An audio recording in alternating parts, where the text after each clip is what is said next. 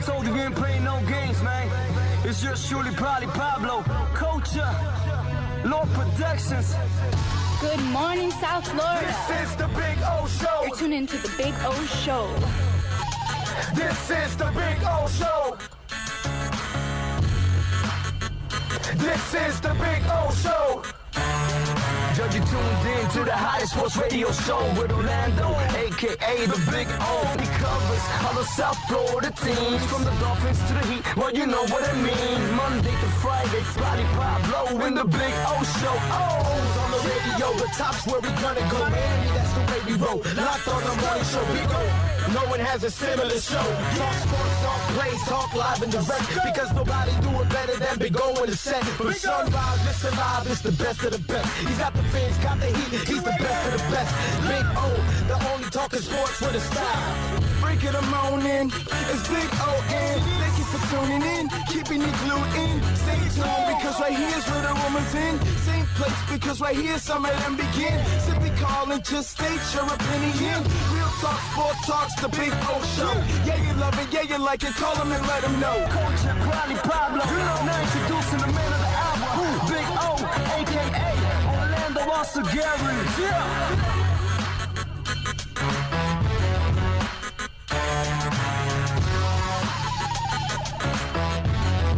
All right. We're rocking. Welcome aboard. Yeah, it's a Sunday morning, and you know it's been an interesting week in my life. It's been a challenge, I got to tell you, and you know it's one we'll fight through. We'll get through it, and we'll have a lot of fun with it. And I appreciate all of you out there that have been very supportive of our new venture, Onside Radio. Website will be up tomorrow morning. We'll have social media, everything going tomorrow morning as we launch officially at 8 a.m. and then we become 24 hours from there on out. And so you'll have programming 24 hours a day. We've been putting that together the last couple of months. Studio, everything. It's been a mission. So I know that this show this week and even a little bit last week took a hit. Especially this week, it was kind of we didn't get to do a lot of the YouTube shows that we normally do. Whether Bill was sick early in the week or myself with all the conflicts I had. Bill actually picked the right week to have a cold, because I would have had to kind of alter some of the shows anyway. So by the way, good timing on your cold. Way to go, body. There you go. So got to give Bill's, he was clutch. He came through at the right time to get sick. And so it's been a challenge, but it's been a lot of fun. And so this show will now adjust, and there'll be new times to this podcast. We will try to do it daily throughout the week. I'm not going to change that. I'm going to try, but I first got to figure out my life first with Onside, and then I can weave this in, if you all understand, because running an entire station, it was funny because on Friday we had our dry run, right? And as the station manager, you've got to worry about it all, from promotions to sales to engineers to producers to talent to the owner to the team. I mean, it's just you're hit from every angle, right? And so I'm trying to prepare everybody.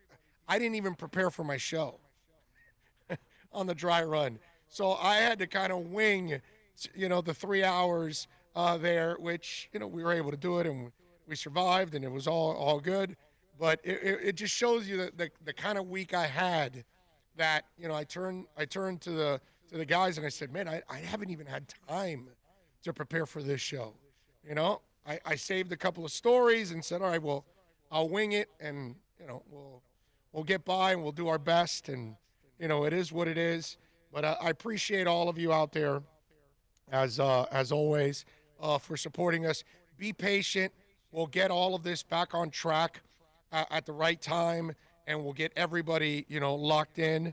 So we'll have a little fun and we'll do both. I mean, we'll be able to balance both out. I'm not going to leave what we've built on the podcast already. I mean, we've got over 2.2 million downloads. You know, it's not obviously there's a connection with people out there, and I'm so blessed to, Bill and myself are really blessed to be able to make this connection and build what we've built over the last year. So it's been a lot of fun, and we're going to keep going. Right? We're not going to stop. It's just a matter of adjusting now. And listen, those of you that catch me at 11 a.m., you're still going to catch me at 11 a.m., but it's on Onside Radio, and it'll be on video too. We're going to be on YouTube, we're going to be on Twitch, and we're going to have our own video feed. So either way, you're going to be able to watch us however you want. Just go to the website. The link will be there. You can watch us. You can listen. We're going to have all of that. And the good thing is it's actually a real radio station, unlike the crap that they have at Intercom, and they're piping in all kinds of, syndicated shows that are talking about all the other teams that it's not your hometown team. We actually have a station at Onside where all the hosts are going to talk about all the local teams.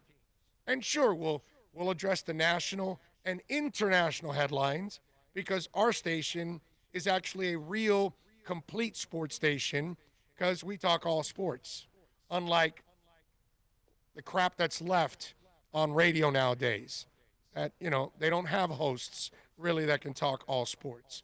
So, this is going to be a lot of fun. It's just a matter of weaving and working everything out and figuring it all out. Okay. And also I'd like for my voice to recover now from all of this. I was going to say, it's a little lacking today, bro. Oh, this is not like you. No, it's way better now than it was the last 2 days. Oh, okay. Yeah, it wasn't. So from last night to right now, it's better. It's got a little bit of a rest. It's better. Yeah, it's better right now. What was it, all of 9 hours? Would you get off the air at 11? It's weird because I got the cold a week and a half ago, 2 weeks ago, and now I'm still having, now. No, they say that's what they say, man. The voice flu actually, it was affected more now than it was when I first had the cold. Yeah, they say when you get it cold or the flu, it takes a full 14 days, about 10 days, 14, to run out of your body. Right. No, I get it. So let's see. What is this? Not sold on Tua after watching Jones and those wide receivers and O-line last night. Tua was blessed with elite talent, yet still couldn't stay healthy anyway. Herbert is lighting it up. Herbert's losing, and he's got a better team. So, I don't know. I mean, that's – Andy, I mean, it's kind of early in the morning to, send in stupid things, It's just ridiculous. Do you think Tua's the first quarterback that comes from a system that has a whole bunch of talent? And you still have to make the plays. You know what I mean? The kid made the plays. If you want to talk about health, that's one thing, Andy. But if you're going to tell me, because Matt Jones is playing well, then that means Tua's a fraud, and that's stupid. It's ridiculous. You can't hide accuracy. You can't hide ball placement. You can't hide timing. The kid has all of that. That's stuff you don't teach. Real quarterbacks have that. They don't have to learn it. It comes with it. It's natural. When you got to teach it to them, like Lamar or Ryan or any of these other guys, which got to tell you, Josh Allen is the one guy that is going to prove me wrong. Looks like it. But outside of that, most of these guys don't learn that. So why not credit Tua and Matt Jones? Maybe they've had back-to-back really good quarterbacks. Maybe that's a possibility. You know what I mean? What was it? Amari Cooper was there, and they were still winning titles. And they had Jags at quarterbacks before these last two guys. They had guys that were just like game managers. It's ridiculous. Anybody that's, that statement there, I don't believe in Tua so much because Matt Jones is lighting it up. I mean, come on, dude. Jalen Hurts was the first bona fide threat, per se, a quarterback, correct? All the other ones were just, guys. Right. Yeah. Right? Yeah, and Jalen Hurts isn't a quarterback either. He's an athlete with the ball in his hands. Same thing. And but he was the first. But then they got more of a quarterback in Tua and in Matt Jones. Those guys are quarterbacks. Okay? The other kid, Jalen Hurts, is an athlete learning how to play quarterback. Like a lot of those guys. So, I mean, that just stuff is... Supporting cast doesn't hurt either, It's just stupid stuff. I mean, it's ridiculous to think that whatever Matt Jones is doing is going to hurt or it takes away from Tua. You know what I mean? You're either a good quarterback or you're not a good quarterback. Flipping over every rock, man, to find a way to knock him, right? Right, yeah, exactly. The injury stuff is the most legit stuff out there because the guy couldn't stay healthy. That's it. That's only been my concern with the kid. It's not even the height. Because some people say, well, he's not that tall. We've seen other guys that are his height, they can have success. If you know how to use the passing windows and the passing lanes, you'll be fine. You're good. If you have anticipation, he has it. If you have ball placement, he has it. If you have accuracy, he has it. You're good. I'm not worried about that. Speaking of the height thing, the kid from Georgia last night could figure out those passing windows things, right? Right, yeah. I'm just, give me a break. It's just one of those deals where that's just a ridiculous statement. I'll give you something else that's ridiculous. Anybody worried about Jordan Howard? I saw Armando Salguero's article, and he does an excellent job of covering the team and bringing the news and all of that. But he wrote an article about Jordan Howard, and Jordan Howard is, wasn't happy that the team went after Le'Veon Bell. And so he apparently on Instagram put out, let's see, here we go. Where are we at here? You can't keep a man down or some crap like that on Instagram. Where's the quote? I should have written the damn quote. Here we go. Can't wait till I'm balling again. Can't hold me down forever. Okay? So he took down all his pictures with a Dolphin jersey, kept the ones with the Bears jerseys on there, supposedly. Let me tell you something. And I know that, Salguero's job is to write any kind of news. But I got to tell you something. This is complete bullshit.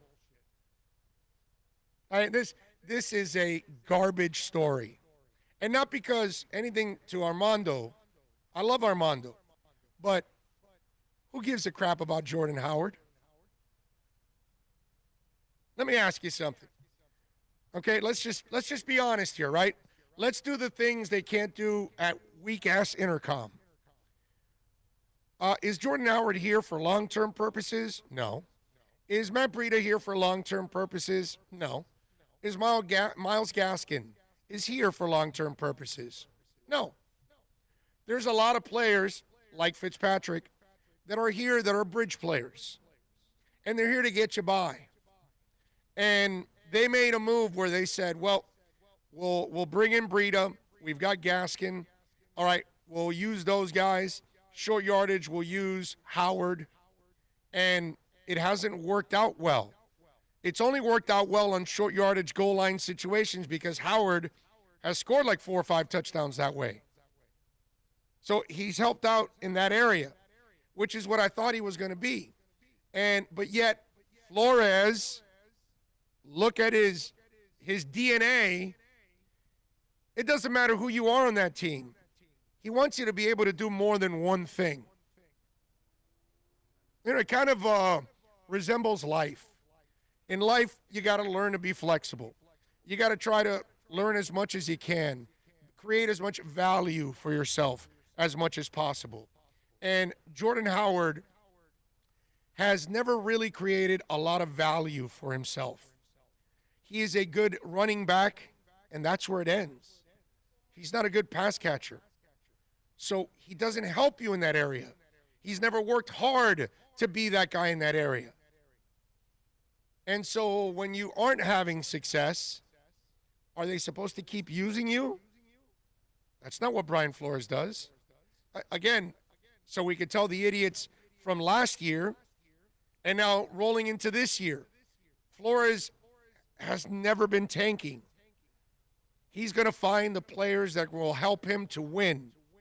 Now, they're trying to do it as young as possible. Smart. But at that position, they haven't drafted a guy yet, which I think will come in this upcoming draft, is where I think you'll see them invest in a young running back. This past year, we got so many areas to worry.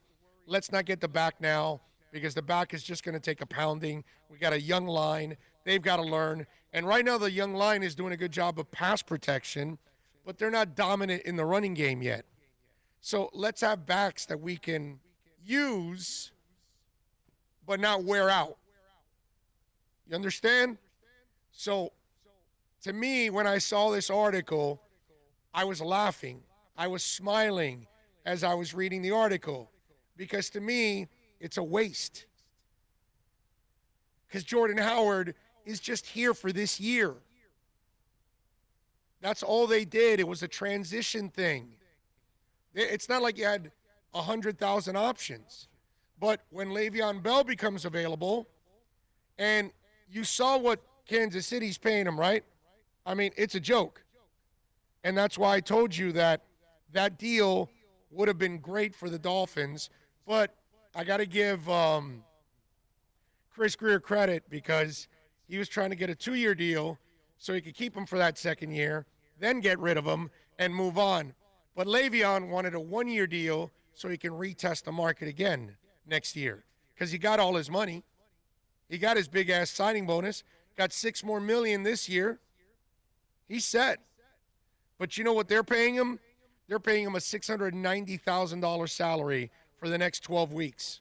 He can earn up to $1 million in playing time, playoff incentives. Nothing. And Miami was trying to get a deal for nothing for 2 years. Smart move by Chris Greer. Because he's like, well, we get him this year, okay, that's fine, but we really need him for next year. And then you know what they would have done next year, right? They would have drafted their back. The back would have sat behind Le'Veon for a year, okay? Then the second year, take over. Share with Le'Veon the first year, be the man the next year. I love it. I love the vision. I love what he was trying to do, because I guarantee you that's what he's trying to do. Not that Chris Greer or Reggie McKenzie or Marvin Allen or Brian Flores or anybody told me what they were doing, but I can tell what they were doing. I know exactly what they were doing. I love the move. And the Chiefs, wow. Andy Reid should set him up. That's the thing about Le'Veon. Le'Veon's going to go, well, I'll play 12 games with Andy Reid. He'll make me look good, and now I can rebuild myself in free agency. Question is, what kind of money is he going to ask for? Because I don't think anybody will be breaking the bank for a 29-year-old running back. So, and he got a big bonus already and all that. This guy has, I don't know if there's a player that has mishandled his career more than Le'Veon Bell. Right? Lately. I mean, we could talk about in the history, but in the last Antonio Brown. The last 5 years, yeah. Right? I mean, they're running neck and neck, right? But you know what? I'll give Antonio Brown one break over Le'Veon Bell. Antonio Brown is legitimately crazy. Le'Veon Bell is stupid. Okay? There's a difference. One's a dumbass. AB can't help himself because of mental. Right. That's it. AB can't help himself. LeVon chooses the courses of action that cause him problems. You choose to leave 2 strippers in your house and go work out that you don't know. But he knew him. And they go and rob your house. It's like you do stupid things. you kind of get what you You deserve. do stupid things, and stupid things are going to happen to you. Exactly. So I saw this story about Jordan Howard, and it's like, so you're pissed off, dude. I don't care. You're not important in the big picture. I know why they brought you here. You're a stopgap. And again, smart move by Greer. He had us a 2-year deal. That really the only guaranteed money was in this year's contract. Next year, there's nothing guaranteed. He's moving on because he just wanted a short yardage back. That's it. And eventually in the draft, you'll see in the draft, they won't ever draft a Jordan Howard. They will draft a kid that can run and catch. That's what they'll do because that's what Flores wants. He doesn't want a linebacker that can only rush. He doesn't want a linebacker that can only play the run. He doesn't want a linebacker that can only play the pass. No, dude. I want a guy that can play it all so I can use him on every down, and the defense doesn't know what the hell I'm doing. I mean, the offense doesn't know what I'm doing. Come on. It's ridiculous. So, to me, I saw that article, and it's a joke, basically. An absolute joke. Dolphins are favored by 9.5. The over and under is 47. The Jets are plus 325 in this game. Miami is minus 400 in this game. I think they'll win by 10, but I don't want to lay that many points. It's a divisional game. I think they're going to rout them. I really do. I think 34-10 or something. But because it's divisional, I'll stay away. I think Miami will win for sure. But what are you going to do, bet the money line minus 400? You just can't do that, bro. You just can't do that, I can't go with that. But I'll tell you what I will go with. Let me give you my picks so we could get the picks out there already for the NFL slate today. First of all, we're game over 500 right now. We've only had 2 weeks of picking games. This is our third week of picking games. Here we go. Tennessee is minus 3.5 against Houston. The over and under is 53. Houston is plus 165 in the money line. Tennessee minus 190. Listen, I got to give Tennessee a lot of credit. They are well coached. Mike Vrabel has done an outstanding job, okay, and especially to go 2 weeks without being in the facility and play the way they've played. And I got to tell you, I'll never be a Tannehill believer because I think he's a facilitator on his best day. But they do a great job of designing that offense and allowing him to make the plays that he needs to make.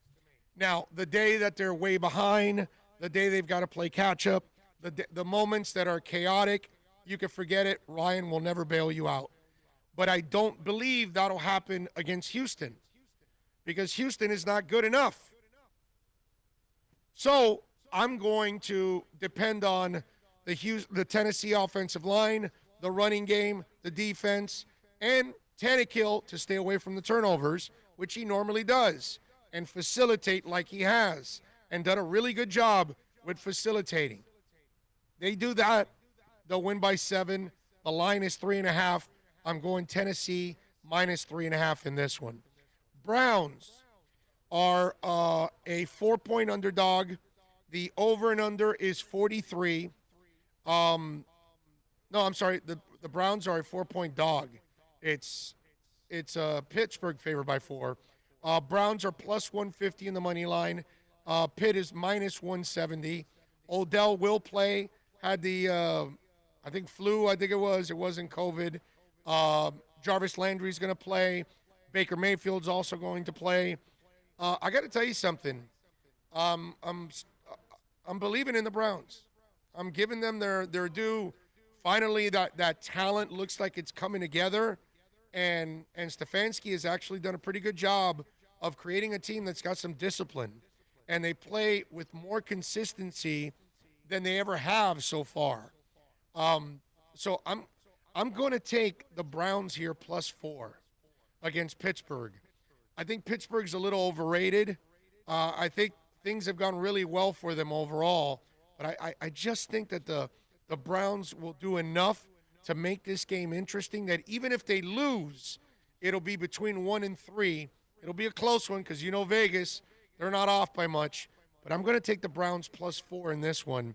I think they can do enough to make it nice and interesting, even at Heinz Field. That Browns big old line, man. Wow. Yeah. No, and Myles Garrett is playing out of his mind, too. So I like what I see there. This will be a high-scoring affair. It'll be the Bucks and the Packers, Brady against Rodgers. A lot of egos on the line here. Packers are favored by 1.5. They're undefeated. They've played some great football this year. Aaron Rodgers is playing out of his mind. I mean, it's awesome. The motivation that dude has is absolutely sick that he's doing it. And that's why in this game, Packers are favored by 1.5. The Bucks and Packers over-under is 55.5. Packers are -120. Bucks are +100 in this one. I got 2 bets here. I'm going to go Packers -1.5. I think Aaron Rodgers and company win. I think they are a well-oiled machine right now, whereas the Bucks are playing well, but they're not perfect. And they have their moments, and they make their mistakes, and I think the Packers will take advantage of those mistakes, and I think they will. 1.5 is not a lot. I think they win by a field goal, maybe slightly more, maybe by 5 or 6 points. But I like the Packers in this one, and I like the over. I think this is – they both average – their defenses allow 47 points a game. So the over and under is 55.5 right now. It's 8.5 over that number. I expect a turnover or 2 here. I expect a little bit more points here because there'll be a little bit more desperation. Watch this turn into a 6-3 game. Nobody throws a touchdown, whatever. But anyway, if it's 6-3 and Packers win, at least you split here. So that's good. That's the good part. But I'm going to go Packers -1.5. I think Rodgers and company do enough to win. And the over is 55.5. It's a lot of points, but scoring is up in the NFL. And I think this game is a, 34-27 game, 37-30, 33-31, that kind of deal. I think this is what ends up happening in this game. I think the NFL is hoping for a 48-45 game. Yeah, they probably are. They probably are. All right, so going over my picks again, Tennessee -3.5 against Houston. Plus, we need Tennessee to win as Dolphins. We don't want Houston. They already got 1 victory. That's enough for the season. Browns +4 against Pittsburgh on the road. Packers -1.5 on the road in Tampa. Over and under is 55.5. I'm going over. Those are my 4 selections in the NFL slate. All right?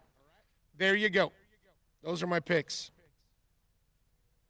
Did you see Dan Mullen ended up getting coronavirus? That is too much. I got to tell you. Sometimes karma works, man. I mean, his wife kisses all the players. First of all, that's disgusting. Okay? It's gross. Seriously. Do you want your wife kissing a whole bunch of men? No. And we've got a pandemic going on, and this moron is kissing everybody. So the Mullins, their saliva has the traces of all kinds of people. You know how many girls those guys are sleeping with? Or guys, let's be fair. I'm sure not all 100 players are straight. So you're carrying saliva and germs from everybody you sleep with. And then Here's Mrs. Mullen, the super spreader, kissing up everybody. Brother, let me tell you something. My wife tries to do that kind of stuff, and it's over. It's like, no, I'm not kissing you. I'm done. Oh, but why, honey? Because you're a gross pig. There is no way that's acceptable at any level. That's ridiculous. Pre-pandemic, it's disgusting. I told you guys when this started, remember the idiots in the Ozarks? That big pool, there were like 400 or 500 people. I told you, pre-pandemic, I wouldn't go in that pool. That was disgusting to me, that pool. Why would I go during a pandemic? I mean, since, we got herpes and AIDS in our world, you kind of should be watching yourself. And here's Mrs. Mullen just kissing up a storm. We used to have Morgana, the kissing bandit. You youngins have no idea. And if you're too young for that, you can go YouTube it. Morgana, the kissing bandit. She really wasn't that attractive, right? But she had these ginormous jugs. Bodacious set of tatas. Right. And so she would actually run out of the stands. They would allow her to leave the stands, run onto the field, and kiss a player or a coach or whatever.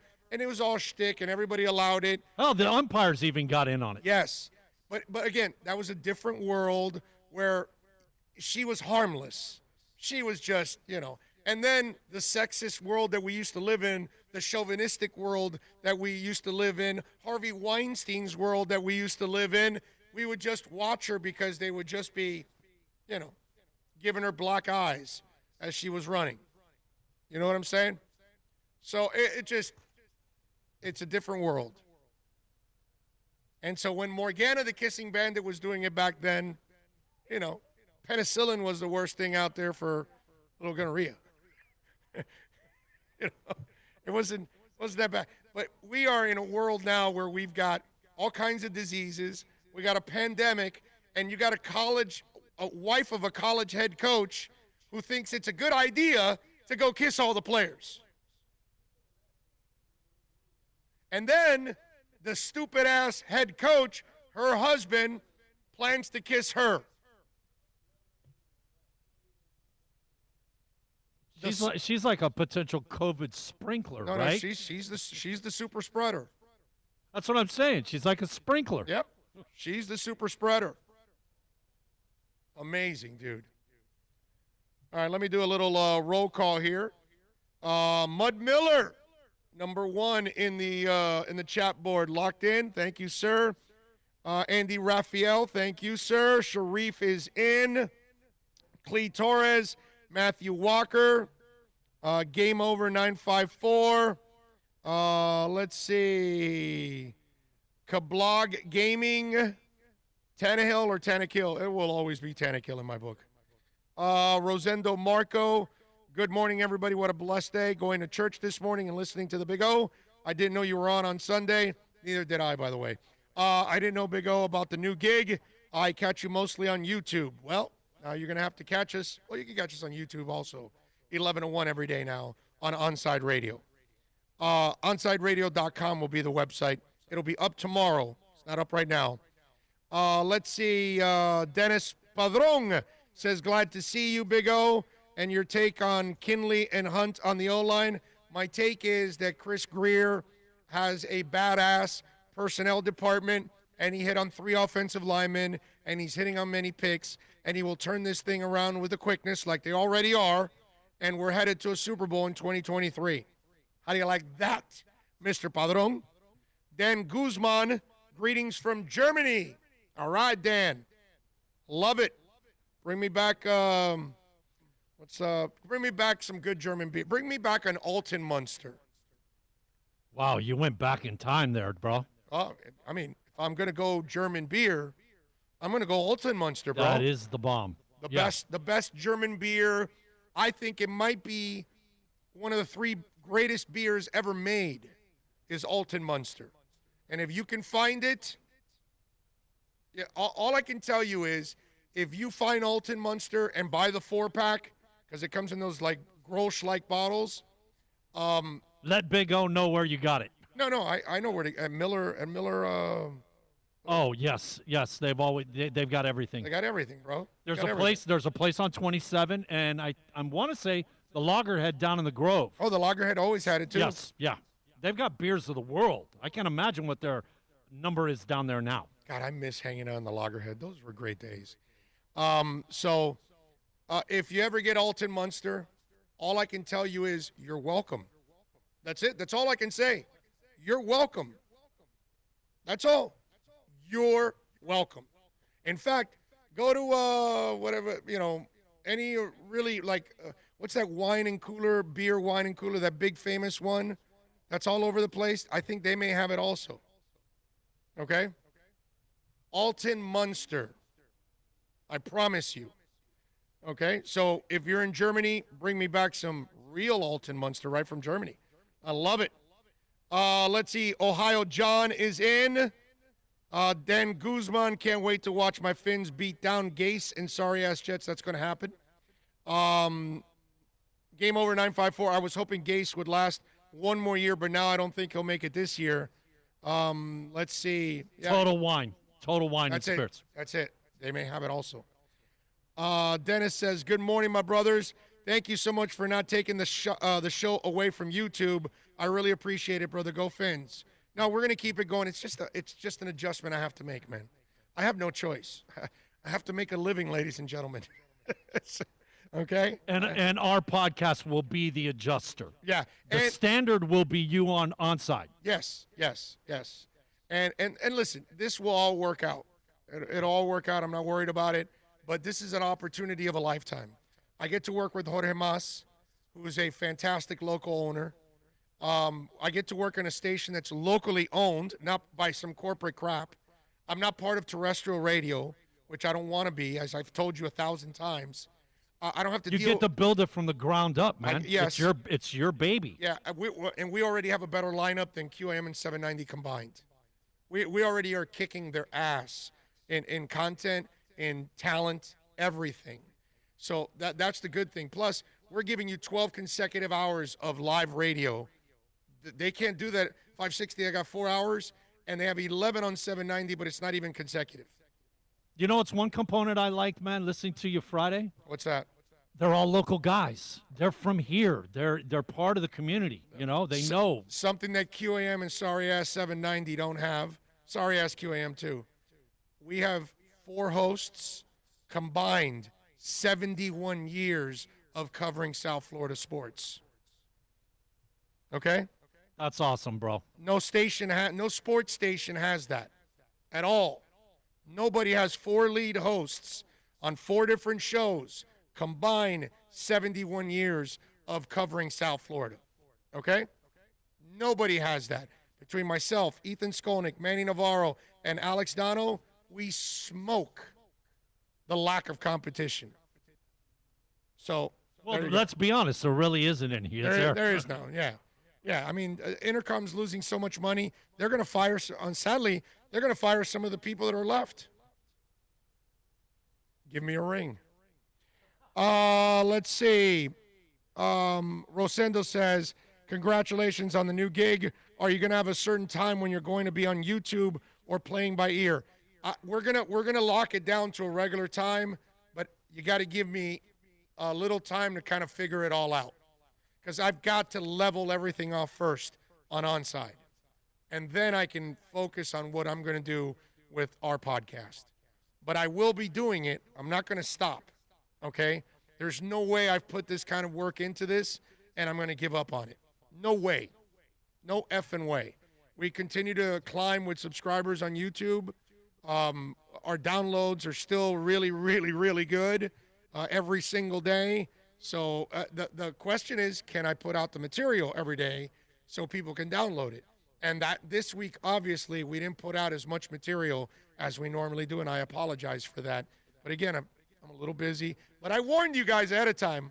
You know me, I don't BS with you guys. I told you, hey, man, my life is going to get a little crazy, so be patient with me. Speaking of subscribers on YouTube, how close are you to wearing a Boy George concert shirt there, buddy? Just under 200. Okay. So we'll see. Just want to get an update. Mud Miller is the first to come in on a little super chat action. Thank you, sir. I love it.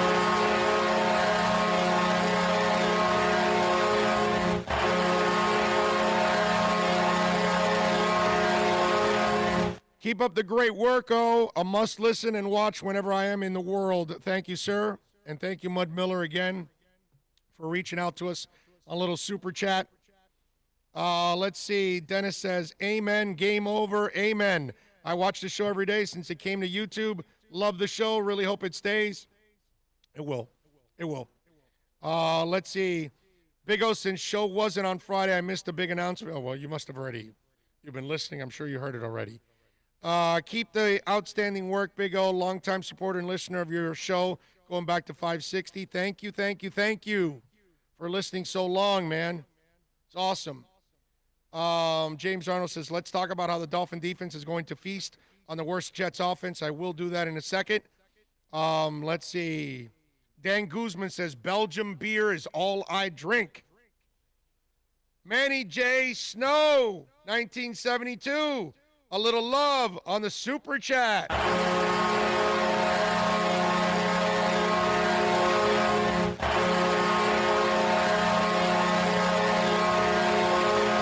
Man, he says, going for a double cheeseburger with bacon and nice cold beer. Go Dolphins, go Magic, and in time, go Tua. Get an Alton Munster with that double cheeseburger. Telling you. Rosendo says, wow, sounds like the Mount Rushmore of sports radio. Well, look, I'm not going to go to Mount Rushmore or anything, but I want you to check this out. The Lemon City Live guys, the Morning Juice from 8 to 10, they're a lot of fun. 4 Miami guys. They talk all local sports and any of the big headlines nationally and stuff. They're fun. You're going to love that show in the morning starting at 8 o'clock. At 10, Ethan Skolnick, 10 to 11. He's going to have the 5 Reasons Sports Hour, so great heat and NBA insight. I come in from 11 to 1. I slow everything down and kill it. But then Alex Donald picks it back up again from 1 to 5. All kinds of great guests, and obviously a staple here in South Florida. Then 5 to 6, if you're a soccer fan, Inside Football with Kaylin Kyle is amazing. She talks international soccer. She talks MLS. She talks Inter Miami. She knows the game so well. You will learn something from her in every show. She is a star in the making. Then we have a star right after in Manny Navarro, who has covered the Hurricanes for 25 years and knows the Canes better than anybody else, breaks more news on the Canes than anybody else, and you can catch him 6 to 8. So it's an ass-kicking lineup. It really is.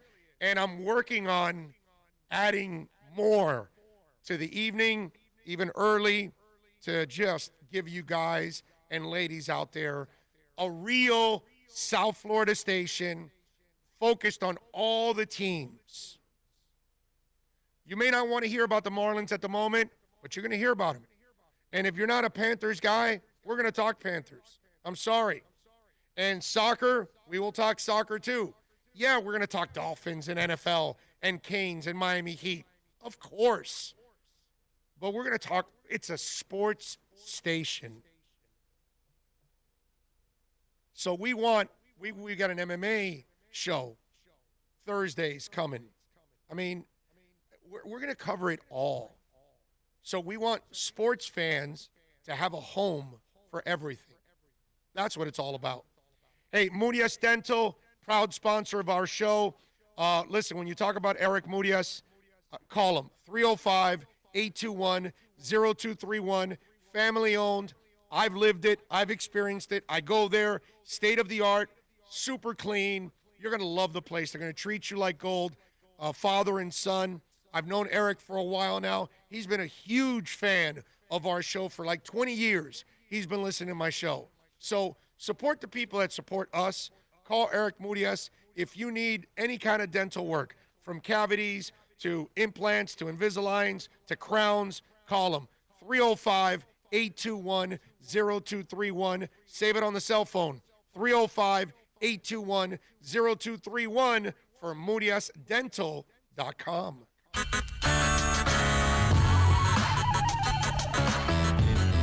Hey, it's Big O for all of your CBD, THC, or hookah needs. You got to get on down to VSS West Pines at 12397 Pembroke Road. Yes, they have got legal THC. You've got to check it out. And they've got, of course, when it comes to CBD, flower, tinctures, edibles, for all kinds of reasons, whether it's pain, stress, anxiety, you name it. And don't forget, when you mention my name, you'll get 20% off. Tell the boys out there that I told you to get on down to VSS West Pines, 12397 Pembroke Road, and call them 954-613-3367. Legal THC, CBD, all of your hookah needs. You go to VSS West Pines. Are you tired of watching the same old travel videos on the internet? Well, then check out MikeNoGoZones.com. A travel documentary that's breaking barriers. I go to the places that the media tells you to peer, where no one else dares to go.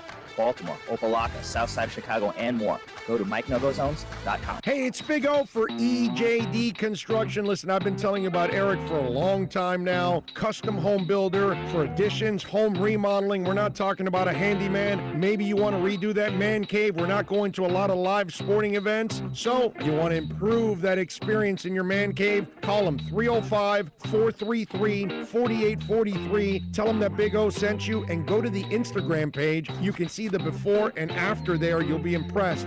EJD_construction. Call them 305-433-4843 or go to the website ejdconstruction.com. America's premium sports sedan is at Acura of Pembroke Pines, and this is how we do it. TLX $259 a month, $259 at Acura of Pembroke Pines, the #1 volume Acura dealer.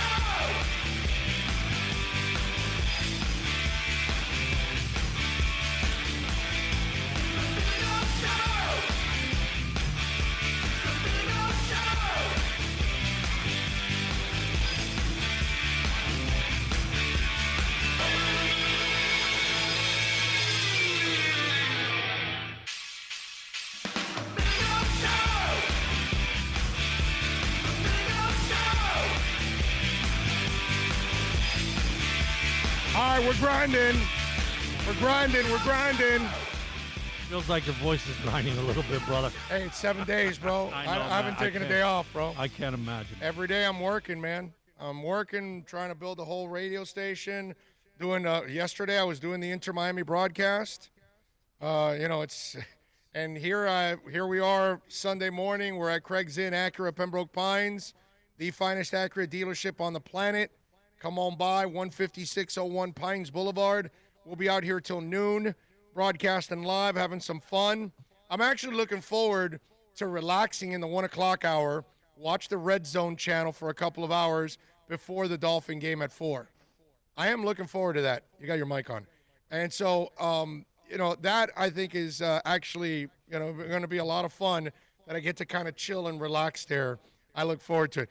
I'll have my computer on. I'll be writing stuff for the station because I've got to write promos and all kinds of different things that I've got to write and create for the station. But,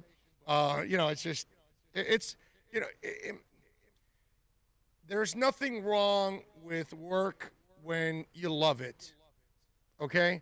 And obviously, if I'm doing this 7 days a week, I love it. Obviously, I could have gone to 8 different directions in my life after I got fired at QAM. But I was for 11 months like a caged animal waiting to get fired because I wanted to start my next move. You know what I mean? And I'm not an oh woe is me guy. I don't point fingers. I don't blame anybody. I don't do any of that stuff. I find a way to overcome, and I move on. You know what I mean?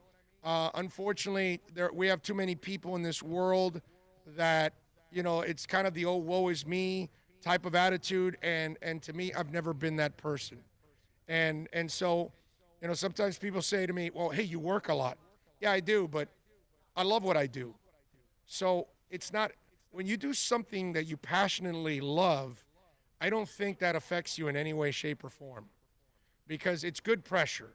Now, if you're overworked, overstressed, and you hate what you do, oh man, that's not good.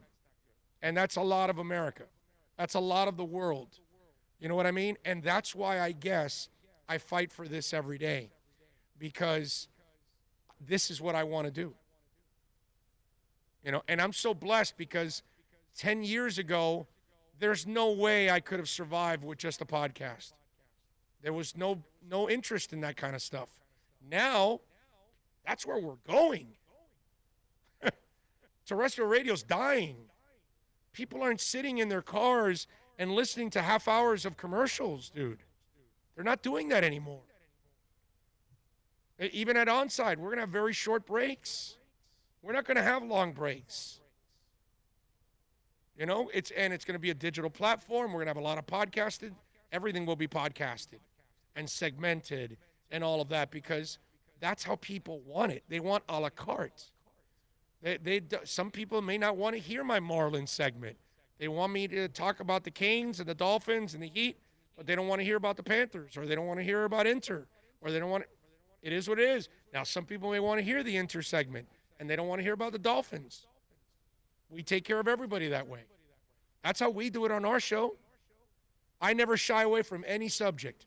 The XFL was playing, boom. We got plenty of downloads with the XFL segments. There were people that wanted it. I get there were some of you that tuned out from the XFL segment. I understand. But I can't make everybody happy. You know what I mean? But in life, you got to try to make yourself happy. And even though today I'm working and it's 7 days a week, and I'm no different than some of you out there that sometimes have to grind a couple jobs and you work 7 days a week, but I love what I do because, hey, look, I'm done at noon now, and then I get to go home, and I'll relax with the wife and the doggies and watch some football. That's it, and I'll be fine, man. Clee Torres giving us a little love on the Super Chat.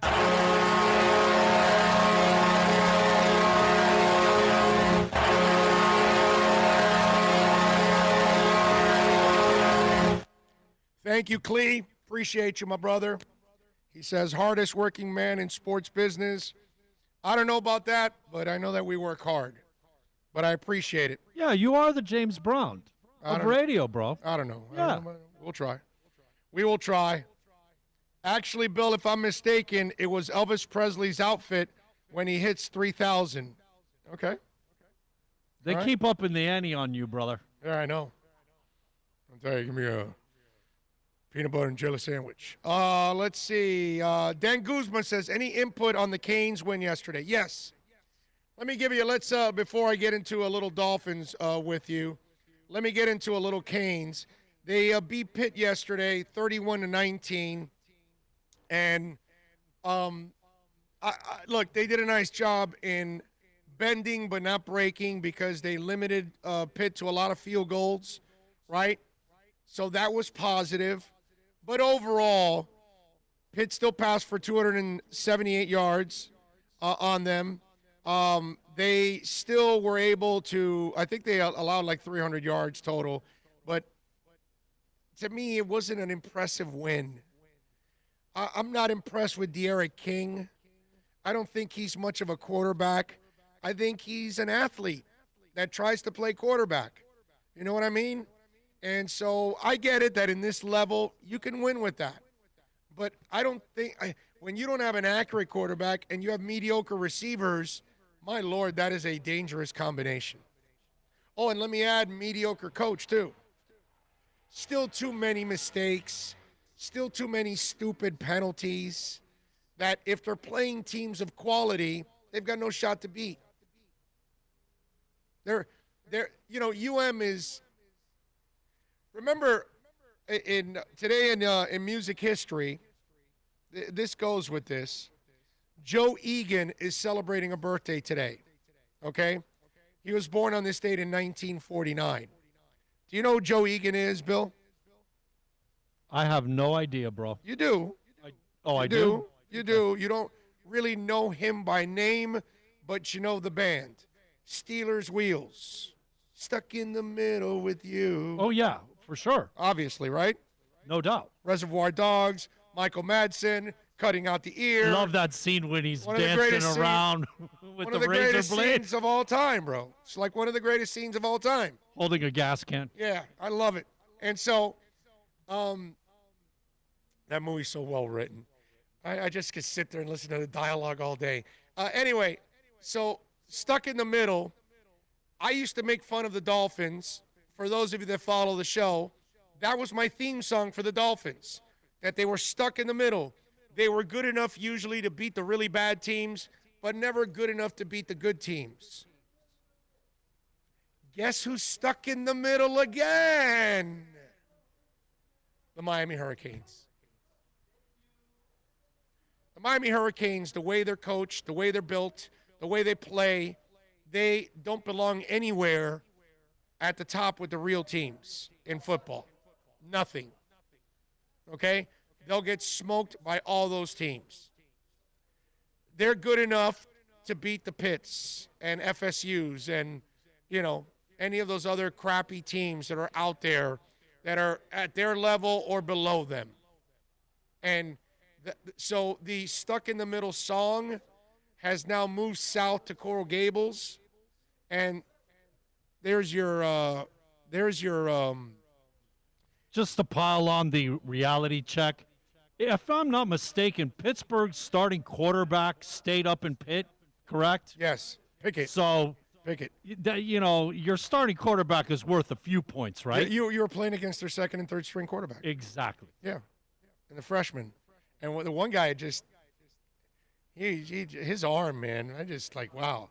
Looked like loaves of bread he was throwing around all over the place. UM was 4 of 13 on third down efficiency. Total yards, 331 to 300. You know what I mean? It wasn't like it was this incredible performance. Oh, and by the way, they had all the young quarterbacks, and they didn't throw interceptions. Our guy threw 2. One was really bad. Rushing, I'll give them that. At least they did a decent job there. They rushed 42 times for 109 yards. 2.6 isn't impressive, but 109 to 22 is slightly better because they got 0.8. Penalties, 5 for 55, not a lot, but there were key stupid penalties at times. They had the 2 turnovers, obviously. I wasn't that impressed with the U yesterday. It was a win. I'm happy they improved to 4-1, but it's a 4-1 that's a fraudulent 4-1. That's the way I see it. I'm sorry. I just don't look at this UM team, and I don't look at Manny Diaz like they're making any kind of progress. I look at Brian Flores, and his team continually gets better. And with Manny, there's nothing, man. He just doesn't do it for me right now. Now he's got a few games left, obviously. We'll see how he finishes out the season. We'll see if they improve. We'll see if they can actually come up with, big time quality wins. Because you think about it, let me see. I don't think they have a quality win on the schedule, correct? They beat UAB, they beat Louisville, they beat Florida State and Pittsburgh. No quality wins. Because, I'm sorry, Louisville, Florida State, and Pittsburgh, it's not quality. It's nothing. Those are Jags. And Virginia's next, then NC State, then Vatech, then Georgia Tech, which got lit up like a Christmas tree yesterday. What did this kid threw like 5 touchdowns in the first half? Give me a break. the Wake Forest, and then North Carolina. It's not like really they have a difficult schedule. But again, they're not that good. So I don't know what you want from me when it comes to UM, but I can't tell you that I'm sitting there and I'm super impressed by what they did.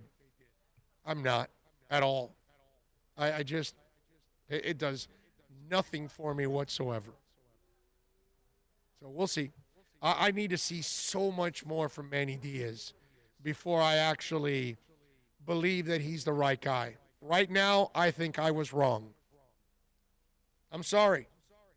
Right now, I am as wrong as everybody else that wanted Manny Diaz. And I root for the guy. He's a Miami guy. I want him to do well. But we got to call a spade, man. We can't dodge it. I'm not doing what they do at Intercom and all that. No, dude. If I can at Intercom. Did anybody say they should fire Dale Talon? Of course not, because they can't. And if I think Manny, I'm not ready to say Manny deserves to get fired yet. But if I feel it, I'll say it. I got no problem with that. We'll do the things here that you can't get on, wussy-ass terrestrial radio. It's just, I need to see a lot more from Manny Diaz before I actually think he's the coach. Right now, I'm convinced that I was wrong. That's the only thing I can say, because I wanted him badly. I said, no, that's the guy, bro. Go get him from Temple. Go get him. And so far, he's looking like he only should be a defensive coordinator, not a head coach. Let's just be honest. Rosendo says, sorry, Big O. You have to give Manny the same timetable as you have Flores. You need to give them time. No.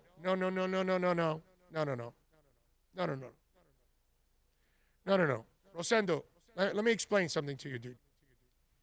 Adam Gase went 10-6 his first year. By the end of his second year, I was on the brink of firing him. I tore him apart after that second season because you got to show improvement. You can't regress that badly from one year to another. I'm sorry. And then I said, okay, well, the year 3 will be the end all, the end all be all. And sure enough, he failed, and I wanted him gone, and he was gone. Brian Flores went 0-7, then went 5-4. That's drastic improvement. Today, he can beat the Jets and go 3-3, where last year it took him to week 13 to win his third game.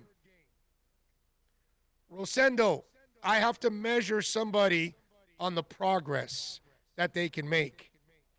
And Manny Diaz is not showing me progress. So let me ask you, Rosendo, what do? Do we go Joe Philbin and leave him there year after year after year? Do we go Al Golden and you know he's not the guy, but you leave him there year after year after year? No, bro. I'm sorry. I'm not doing that. No.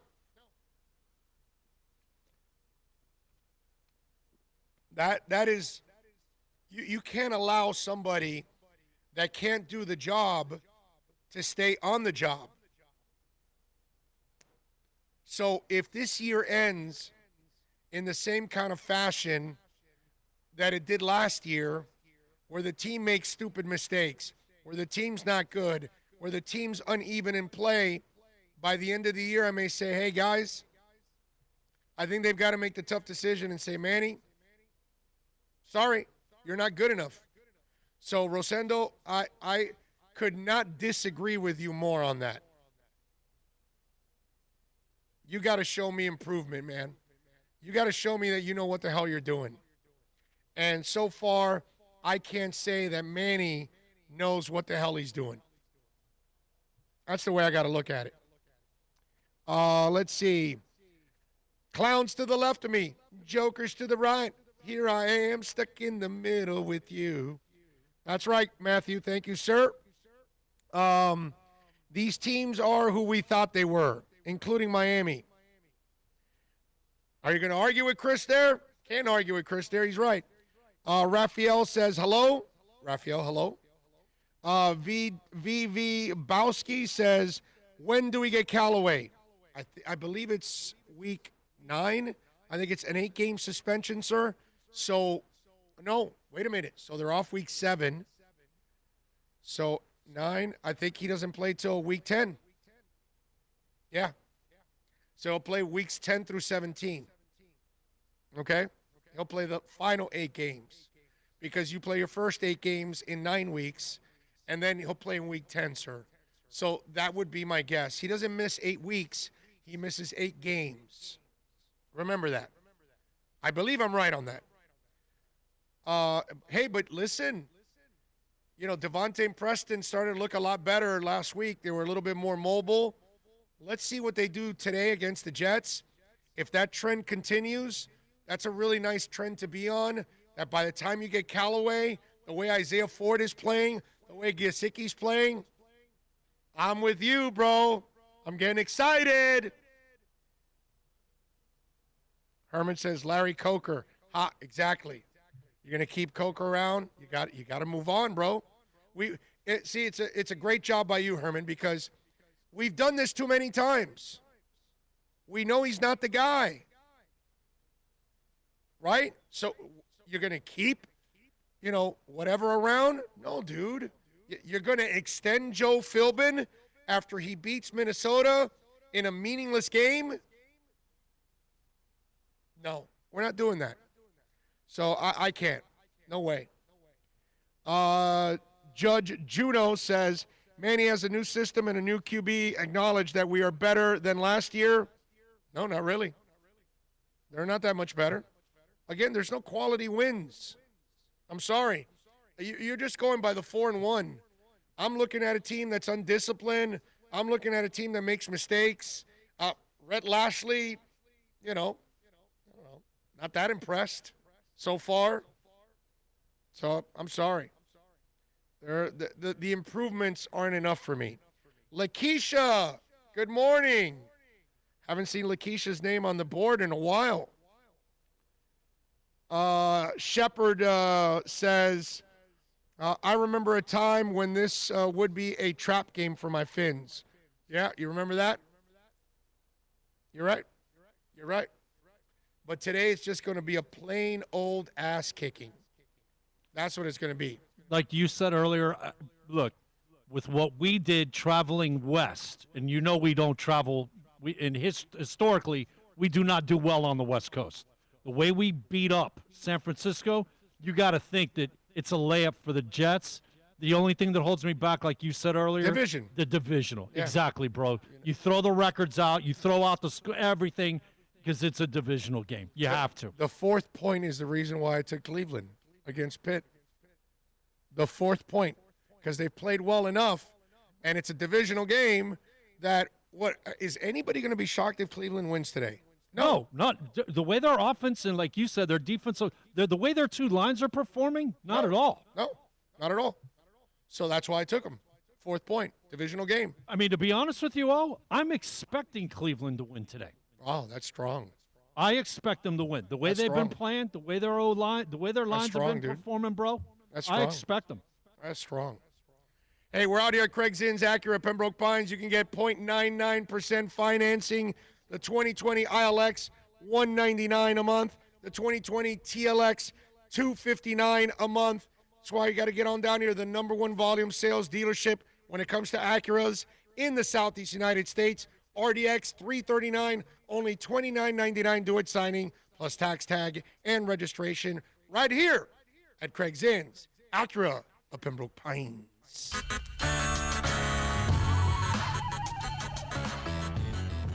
Big O, for all of your family dental needs, please reach out to Moody's Dental. I've known Eric for a while, a big fan of our show. Call him at 305-821-0231. Whether it's you or your kids that need some dental help, whether it's implants, Invisaligns, they are the experts. Or if you're just looking to fill a cavity or clean your teeth, or maybe even get a crown, you are going to love the professionalism, the family-like atmosphere, and of course, when you talk about being clean, that's what it's all about in today's society. You are going to go to an extremely clean place. Go to moody'sdental.com, go to the website, follow them on Facebook, Instagram, and Twitter at Moody's Dental. Tell them that Big O sent you, 305-821-0231, or go to moody'sdental.com.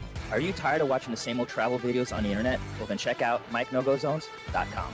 A travel documentary that's breaking barriers. I go to the places that the media tells you to fear, where no one else dares to go. Baltimore, Opelika, South Side of Chicago, and more. Go to MikeNoGoZones.com. Hey, it's Big O. For all of your CBD, THC, or hookah needs, you got to get on down to VSS West Pines at 12397 Pembroke Road. Yes, they have got legal THC. You've got to check it out. And they've got, of course, when it comes to CBD, flower, tinctures, edibles, for all kinds of reasons, whether it's pain, stress, anxiety, you name it. And don't forget, when you mention my name, you'll get 20% off. Tell the boys out there that I told you to get on down to VSS West Pines, 12397 Pembroke Road, and call them 954-613-3367. Legal THC, CBD, all of your hookah needs. You go to VSS West Pines. It's a buyer's market at Toyota of Hollywood. Over 1,500 Toyotas on the ground, and truckloads just keep on coming. Now pay up to 50% less. 2020 Camry, not $29,000, $17,775. 2020 Corolla, not $22,000, $13,775. Buy a new 2020 Toyota with zero down and 0% financing, or we'll make your payments till 2021 at Toyota of Hollywood, the #1 volume Toyota dealer on 441 between Hollywood Boulevard and Sheridan Street.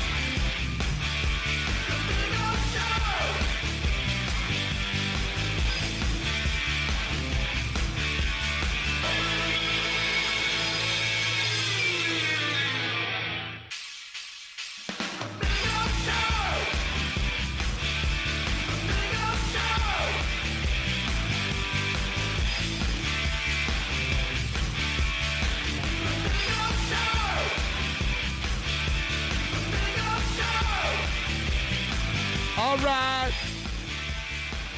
Orlando, what's the big surprise? I missed the start of the show. Adrian, rewind.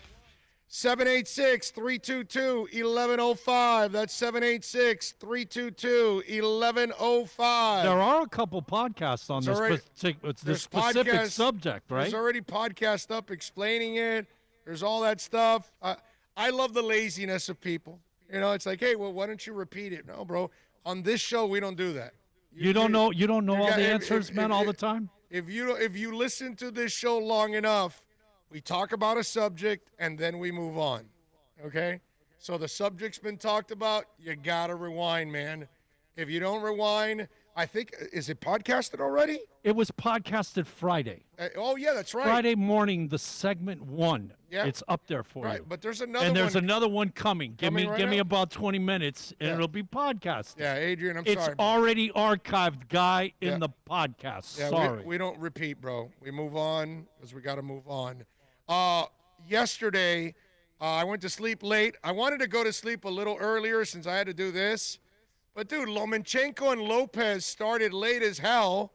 And what am I going to actually miss that fight? Lomachenko was off for 14 months. This kid, Lopez, was awesome. okay? He came out with balls. He came out with a jab that was sticking Lomachenko. He crushed Lomachenko with body shots consistently. I think Lomachenko picked the wrong opponent off of 14 months. He probably should have picked a tune-up and then Lopez. I had Lopez winning 7 out of the 12 rounds. Listen, I get that the decision and the cards were maybe a little bit wider than maybe what they should have been, but I got to tell you something. I don't care. I don't care. I don't. And Lopez is the kind of kid that if you're worried about a rematch, I don't think he's worried about a rematch with Lomachenko. Did you watch his confidence in that ring? I mean, it's not like he ever lost any confidence in that ring. That kid brought it, bro. That kid's tough. I don't know what kind of upbringing he had, but whatever kind of upbringing he had, that made that sumbitch tough. Okay? Because he schooled Lomachenko. And maybe Loma waited too long to try to get into the fight. Or maybe this kid kept him in check and didn't allow him to get that much into, because even when Loma started pressuring more between the 7th and the 10th or 11th rounds, that kid picked it up. Well, no, in the 11th round, Loma had a great round. In the 12th round, that kid no, dude, no, you're not taking this. And he could have cruised or whatever, and he sold out in that round and went after Loma, dude. I was so freaking impressed with Lopez last night. I would not have picked Lopez last night, okay? I thought for sure Lomachenko was going to win. I thought he was going to teach the kid a lesson. And Lomachenko is freaking stud, dude. Love that guy. Love watching that guy. But I became a huge fan of that kid last night.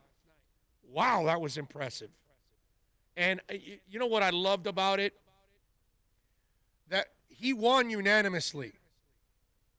There was no split here. One more, I'll finish with this was a no-brainer that Lopez won. I'm glad boxing got it right. Because there have been so many fights that we know who won and they didn't give the fight to that person. And you sit there and you're going like, what in the world are these judges watching? And so for me, what I was grateful for as a boxing fan is that they did award the right person the fight in Lopez, and it was unanimous. Now, having said all of that, can anybody explain to me what kind of drugs or alcohol Andre Ward is on? You know, because they had him doing the Letterman thing where he gives, he has his boxing scorecard. Andre Ward is, a former champion, a hell of a boxer in his own right. That dude had a draw. What fight was that guy watching? Was he too busy kissing Dan Mullen's wife or something? A draw. I got to tell you something. Andre Ward needs to be fired right now from ESPN. Seriously. Like, I know that if I was running the broadcast, I would walk over and say, hey, Andre, let me say, I know you boxed, and I know you know more about boxing than I ever will know. Where'd you get a draw, dude? Where'd you get a draw? You have some kind of bias or something? That was for the network, man, looking for the rematch. Give me a break, dude. Andre Ward, brother, you have no credibility in my eyes now. It's like Michael Jordan, right? Greatest player in the world, the worst executive in the world. It's just one of those things. Like Michael Jordan, dude, I don't want any advice from you on how to run a basketball team because you suck. You were great at leading a basketball team. You were great at being a champion, but dude, you suck. All right? Now, Michael Jordan, you suck. Like, You are one of the worst executives in the history of the NBA. Just like there's no argument, the same thing. Andre Ward, you are one of the worst I have ever seen at scoring a fight. Seriously, bro. Fire his ass. That's all. A judge, I get it. Me, I get it. Bill, I get it. We're not boxers. But that guy's a professional boxer, and he saw a draw last night. Come on. Come on. Anybody that calls that fight for either Lomachenko or a draw, you don't know shit about boxing. Okay? You don't know jack about boxing. That's all I got to say. I saw that last night, but again, Lopez, wow, dude. That was freaking awesome last night. It was worth staying up for that fight. It really was. Let's see. Big O, what do you think? Matt Ryan or Big Ben for fantasy QB this week? Wow. Big Ben. I'll go Big Ben. You can't go Matt Ryan, dude, until they show you that they get on track. There's too much inconsistency there, whereas at least Pittsburgh is playing. And I think this is a game where there's going to be some high scoring, so I'll go Big Ben. Okay? Orlando, what's the – oh, okay, you got that. When Coke Eyes Gase signed that pass Cutler, is when I was done with his ass. And the fact that Tannehill got better when he left, Gase was an indictment. Tannehill's only better because he's got a great line, he's got a running game, he's got a defense, and they call the right plays for him. But he's doing good because he's got a really good team around him that will lift him. He doesn't lift the team, dude. He facilitates. It's very overrated what's going on, but, people are short-sighted and they just look at the stats and they think that there's actually like a really good QB there, and he's not. He's just not. Watch when they are in a chaotic state and things break down and he's got to lift it. Watch, it never happens. Never happens. And if Tennessee's trailing and they've got to come back, it won't. Unless Derrick Henry busts for 78-yard runs, you're not going to get there. I'm telling you, it's not. Gase is Gase, but don't use the Tannehill thing like that's a statement that so many are making, and I think so many are wrong on it. But whatever, it's a lazy take, I think, to be honest with you. I don't believe Ryan is doing anything special over there. He's just facilitating. Dougie Fresh is back, and a little love on the super chat. Thank you, Dougie Fresh.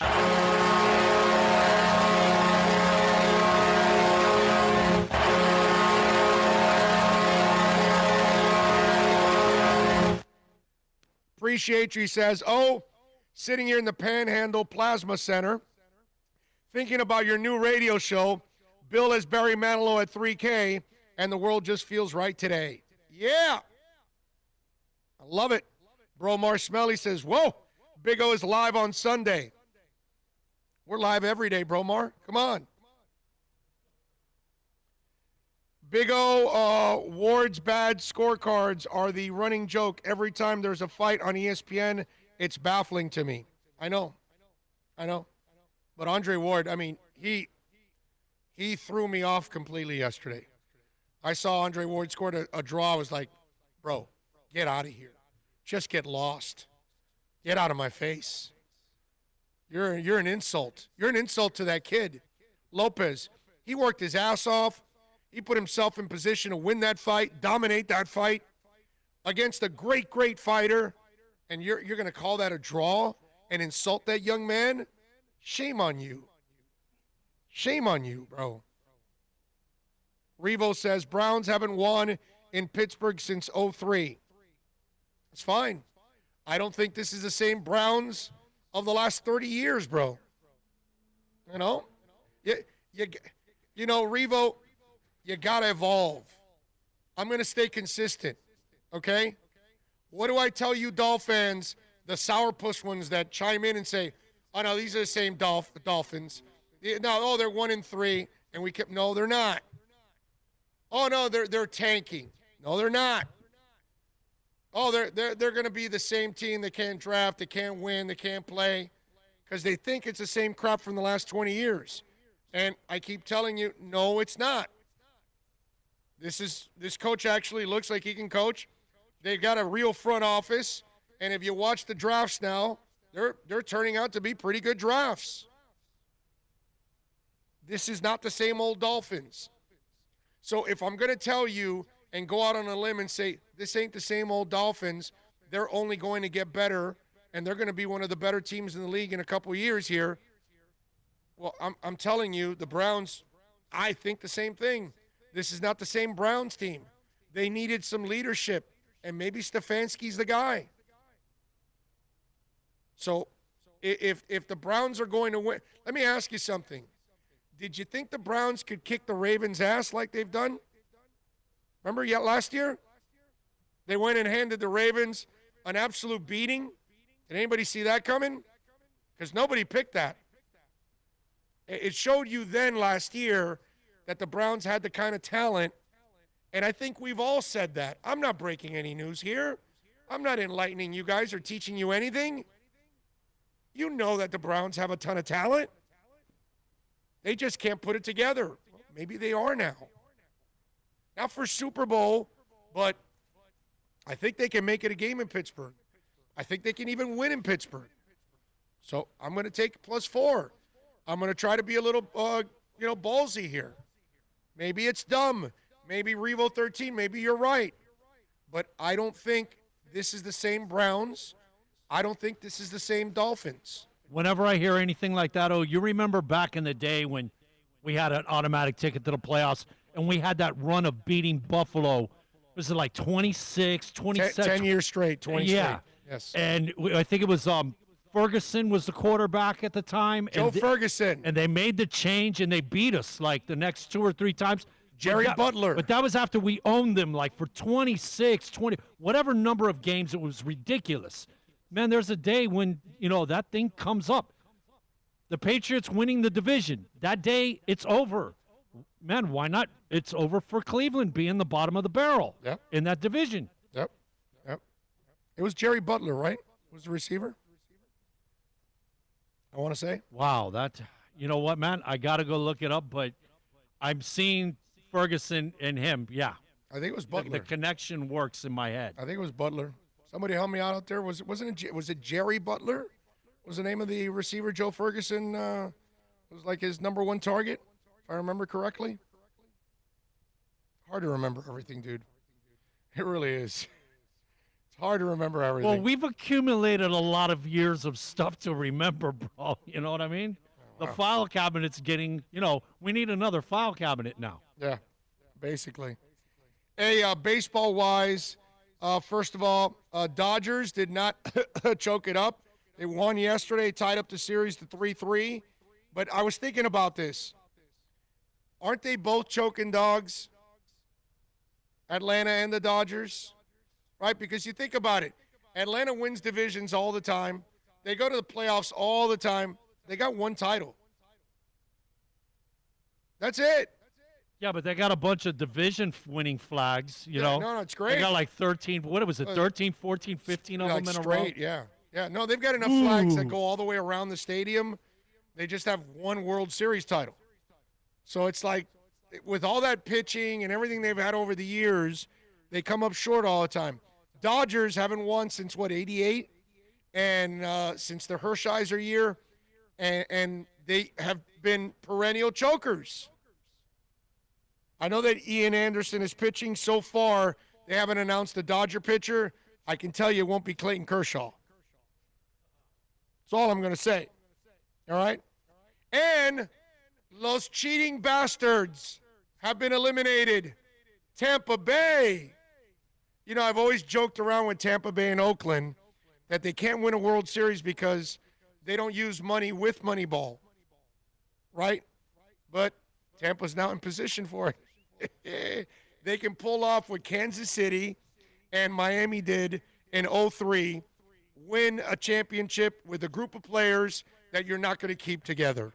Yeah. On this strike-shortened year, and actually watch Buck Showalter talk about it, the way they had 12 guys in their bullpen or whatever, this or that, absolutely brilliant what the Rays did this year and how they set up their roster and the pitching and the different looks each guy has. Phenomenal job. Every year the Rays prove that they have some of the best baseball people in the business because they get more out of less, like the A's, than anybody. Those two teams don't spend, and yet they're really competitive every single year. Super impressive. But I want to thank the Rays because nothing would be worse than watching the Astros in the World Series. Nothing would be more disgusting than watching the Astros win the World Series because they don't deserve that kind of karma. So I'm glad that the proper karma took over. And by the way, Charlie Morton with a .7 postseason ERA the last 2 years. Last year, .90. This year, .57. Are you effing kidding me? Wow. That's I think impressive. the only fans in baseball that were going for the Astros were Astro fans, correct? Some of them. Everybody else. Even some of them got off. Yep. Some of them that probably felt bad about how the team was up in everybody's face about, so we cheated. Yeah. And that basically that was their attitude. Ohio John says, I think the Jets team is going to quit on Gase and the Dolphins roll. Big game from Van Ginkel and Gesicki coming up. Ohio John, I have a feeling, too, that this team is going to be quitting on them. I am. Bill, I'm going to test you out here. When they hired Gase, and they also had a coach from the staff on there that they added. Do you remember what I talked about with Gase and something else that was on that staff? Do you remember at all? When we first got Gase, that first year that we were all enamored. I'm not talking about us. I'm talking about the Jets when they just hired Gase last year. Okay? There's another person on that staff, and I talked about something. Do you remember what I talked about? Oh, man, you've talked so much about Gase, which is a very easy topic to talk about. Specifically, no. I can't think of the one thing you're looking for. Sorry. All right. Perfect. Those of you out there. Glad I was able to help. Those of you out there may remember Greg Williams is the defensive coordinator. I said many times, who in the hell thought that Adam Gase and Greg Williams on the same staff would be a good idea? Two hotheads, right? Well, you see the world is falling apart for the Jets. They've got all kinds of issues. They're cutting players that they can't trade. People don't want to be there. So Greg Williams now takes a shot at the Jets offense and Gase. According to Barbara Baker from Newsday, when asked what he thought about the fact that his unit has given up an average of 32.2 points in their 5 games, Williams made it clear that there was blame to go around.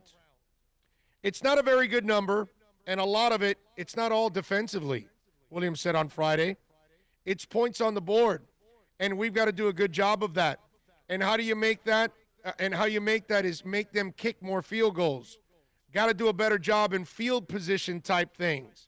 As you see, the scoring is up in this league, but it still makes me sick, he said.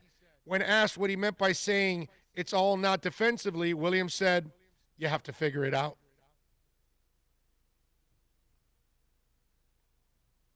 And remember, Greg Williams has got a family member on the team, and then Gase brought in a family member that was going to get in the way of Williams' son on this staff.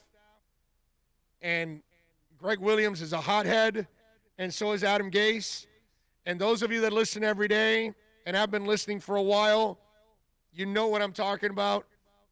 I talked about this many, many times, and now it's starting to rear its ugly head. And, of course, once the crap hit the fan, I figured that that's what was going to happen between those two guys. Greg Williams will probably end up being the coach by the end of the year because they'll probably fire Adam Gase because it's a toxic situation that's only going to get worse. So, Ohio John, I'm with you. I think there's going to be the great divide there because Adam Gase, a lot like the dude at the White House, is a divider. He's not a uniter. He's a divider. And that's a locker room that, yes, I am with you. It's going to get divided in a big-time way. Let me ask you a question, though, because obviously we were all hoping as Dolphin fans that the Jets and Gase would have a 20-year plan, right? Yes. And obviously this is crumbling, literally the ground around him. Yes. With the quickness, okay? It's going away. Stay with me. Would it be okay, because we know it's coming, and probably before the end of the year, that we kick his ass today and we are the ones that open up that door and push his ass through? Goodbye. See ya. Is there a little solace there for us? Because we're not going to get what we want and have Gase there forever. Right. And it is inevitable that it's going to end. So let it be us doing it that forces him out. Would that be okay? I have no problem. I mean, he's going to get fired. Dude, as much as I want him there for 30 years, right, just to make the Jets fans suffer and have fun, and I can, have material every day for it. We've had a lot of material, by the way. I'd like to thank the Gase group for that. Yes, but it's going to end soon. There's no way he survives this year. You know what I mean? And I'm just saying because of that, I will say this. I hope he survives to week 11 so Miami can kick his ass again, and then he gets fired. Okay. So put on hold the firing until after we get another chance to smack him around. Yes. Okay. I like the way you think, man. That's the way I would go with it. Okay. Let's see. Josh says, Miami Marlins moving on from president of baseball operations Michael Hill per the Miami Herald. Really? Wow. All right. So I did not see that coming. Is Jordan reporting that? Since it's the Herald? Man. Yeah, Marlins CEO in call with reporters told us Dan Greeley will be promoted from director of player personnel to assistant general manager, joining Brian Chatton in that role. And yes. So they talked to Michael Hill about returning, but ultimately decided they were better off parting ways. So Dan Greenlee will be promoted from director of player personnel to assistant general manager, joining Brian Chatton. There you go. So apparently Michael Hill was not doing a good enough job to be the GM, unfortunately, for him. And you know what? That was the question with Michael Hill always under Loria, is because you can't really measure anybody under Loria because he meddled so much. Well, now he got a couple of years, and apparently he didn't do good. This is why I tell the stupid people out there, and I have to call you that, when people pick on Chris Greer and say, well, Dolphins have been terrible for so long, and Chris Greer's been a part of it. No, he hasn't. No, he hasn't. Because all the reports you file and everything's on record. So when a new regime took over and they looked at everybody's resume and they looked at everybody's reports, they kept keeping Chris Greer. The problem that we have in this country is that the minority doesn't get the opportunity. So Chris Greer has to wait 20 freaking years to get the damn job. And now he's kicking serious ass. And you know what's baffling? Ozzie Newsome is there tearing it up for 20-plus years with the Ravens. So why is there a negative racist point of view that the colored person, the Latin, the woman, the minority can't do the job? Why? And why does it take so long for a minority to get an opportunity? And then when you give them an opportunity, you put them on the plank with about a foot space. So the first mistake they make, you push them off. Meanwhile, a loser like Adam Gase is a divider, a terrible coach, and here are the Jets giving him a job right after Miami.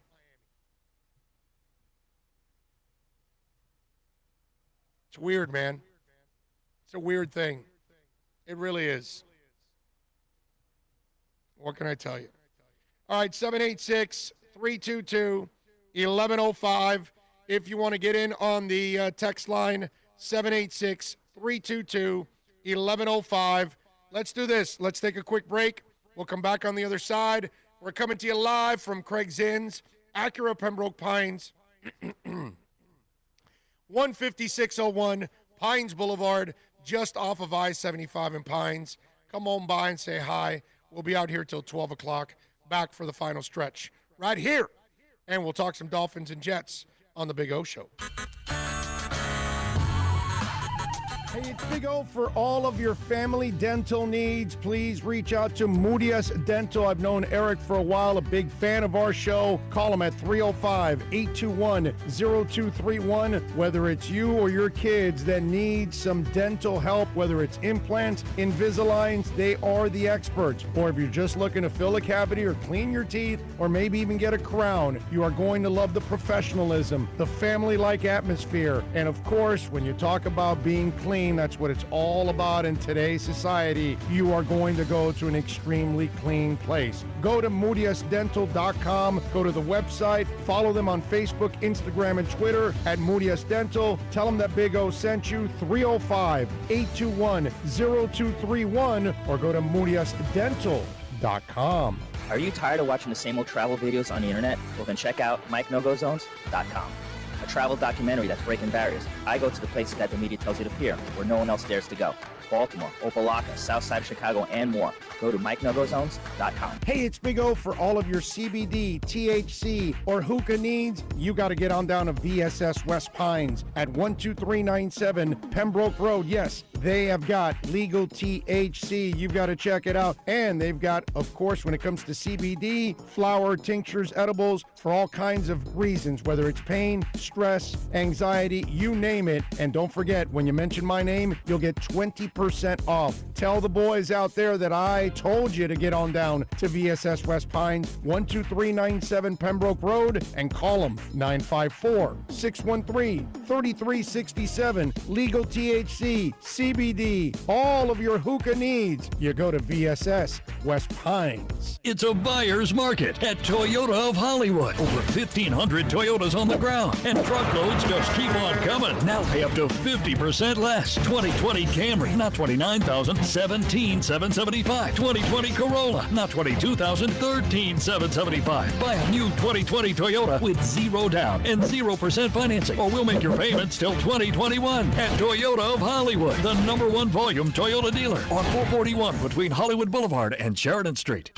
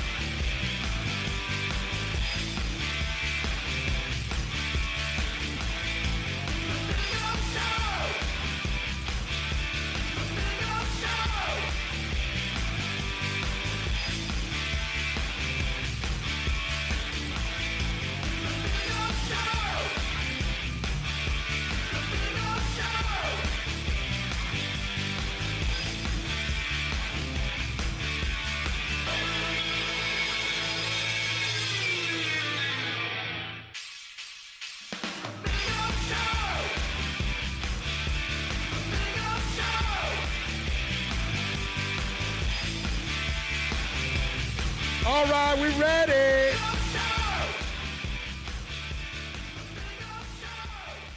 Hey, did you guys see what happened with LeBron and Bronny? Did you hear about that, Bill? Yeah, I did. Wasn't one of the Browns players involved in some capacity? Yes. The moron was involved, Odell Beckham. So Piece of doo-doo, right? So apparently, yes, Mr. Number 2 was involved in it. So Bronny, look, 16-year-old kids do stupid things.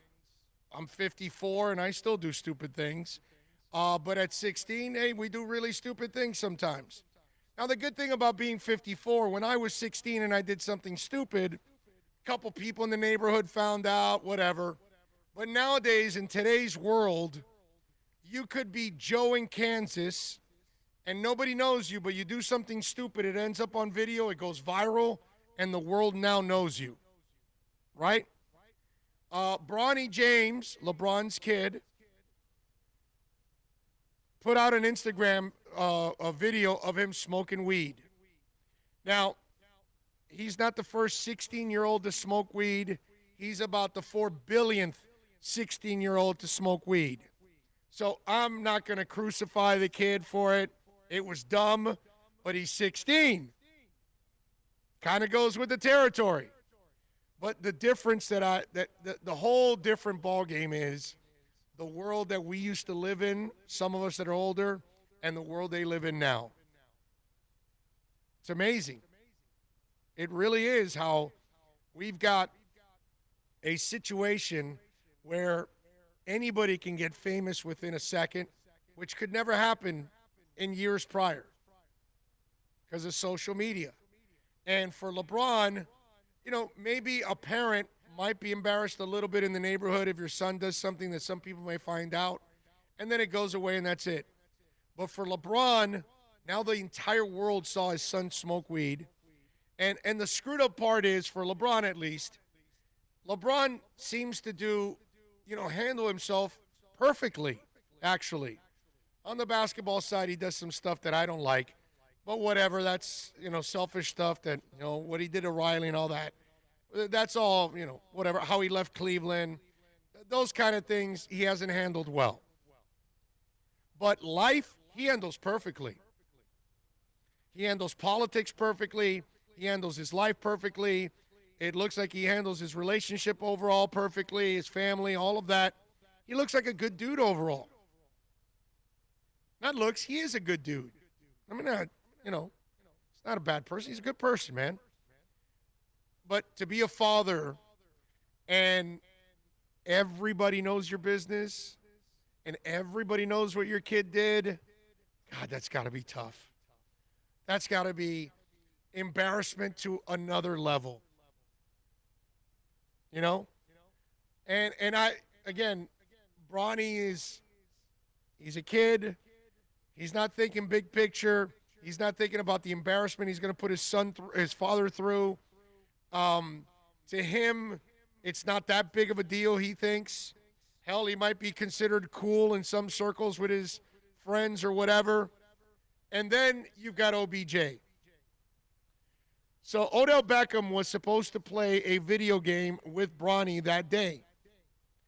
So he ends up tweeting out, I wonder why, and he goes, Bronny has been the subject of memes and jokes all over. And he put out, Bronny was meant to be streaming on Twitch playing Warzone with OBJ today, but he couldn't make it, laughing my ass out loud, wonder why. So here's this moron making fun of the situation because he's not a father, because he doesn't get it. And all he's doing is putting more gasoline on a fire for the father and the son. And if you're OBJ, you're not smart enough to actually understand that, okay, the kid made a mistake. Let me not make it bigger because I'm Odell Beckham. So a lot of people are going to be following me, and they're going to find out about it. Not that other people they were going to find out about it eventually because it was going to make news. But, dude, you don't need to add gas to the flames.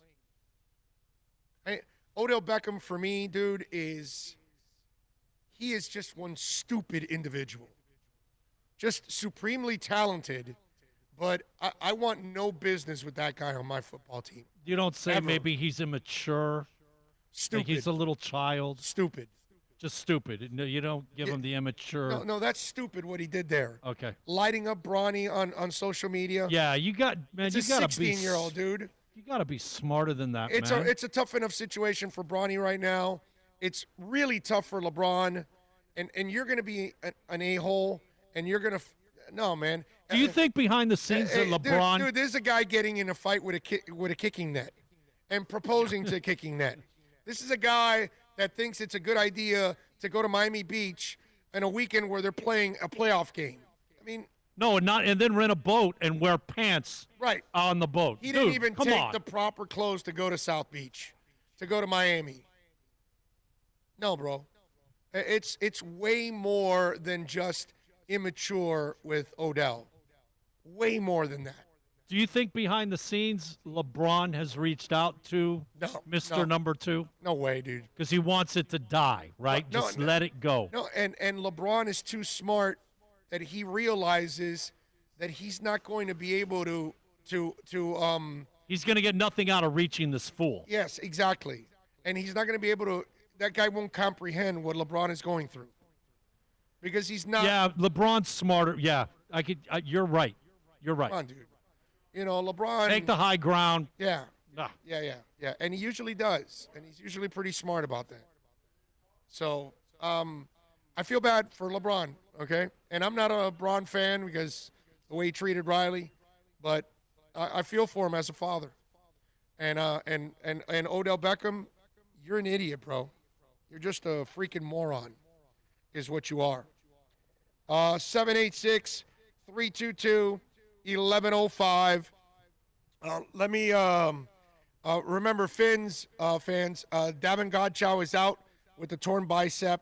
They activated Benito Jones yesterday, the Mississippi kid that they got in the draft, or I think in free agency, I think is where they picked him. And I got to tell you something. I love this. Yeah, I know. Some of you are going, oh, what the hell's wrong with you, bro? Davin Godchow's a good player. We lost him. Why do you like this? I'll tell you why. I like to find out what this team is about. I'm into the constructing of a football team. I love it. And I'm getting goosebumps right now, because I'm so excited about the Dolphins. Last week, they had Austin Jackson was out. They elevated Robert Hunt to right tackle, moved Jesse to left tackle, didn't miss a beat. So all of a sudden now, we have an offensive line, and we have depth.